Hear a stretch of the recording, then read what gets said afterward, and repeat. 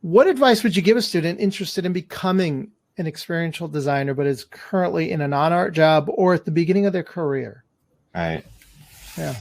Yeah. I kind of touched on this before. It's really great to get a studio job. You can look for a job at Disney, Universal, or some of these other studios that are occasionally doing theme parks. You know, Paramount, Warner Brothers, Fox used to be one, not anymore.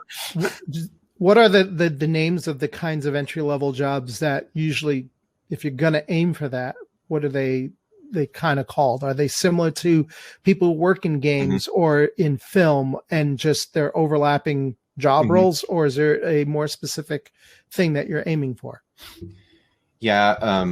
If you have no experience, maybe, internship, that's kind of what I did. That's how I got started. Internships work really well. And sometimes they're just 4 months, but you can kind of like collect internships, go work for these guys. Go for that. So you get a varied experience. I think that's super helpful. If that's something that I didn't do that I regret doing, I stayed at the studio that I interned with. There was a lot of really great advantages of doing that I benefited from, but my experience in the studio system was just one studio.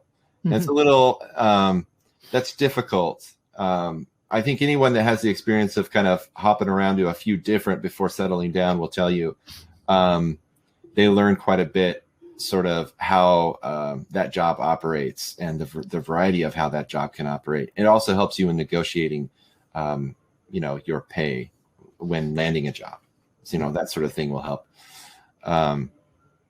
If you can't find a job doing art, maybe there's some other positions that you can do while you're building your portfolio and you want to get in. I think it's worth considering for theme parks because the education on the building side, on all these like diverse backgrounds that you'll be working with, it's good to know about that stuff. And sometimes the best way to learn about it is just, jumping right in.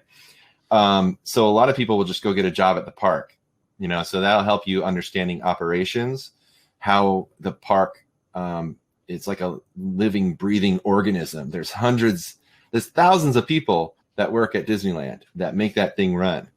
And seeing, the backstage area and how that operates is super helpful in designing the master plan and the facility and all that stuff. So that's really, really informative.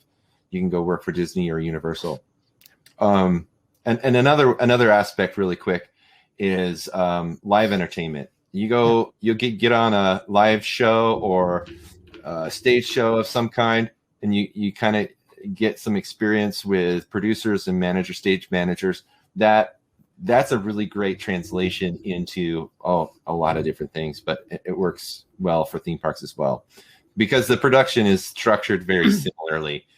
You may even find an opportunity to get a production assistant job while you're building your portfolio. I know several people have done that and still have really great creative careers built off of something like that.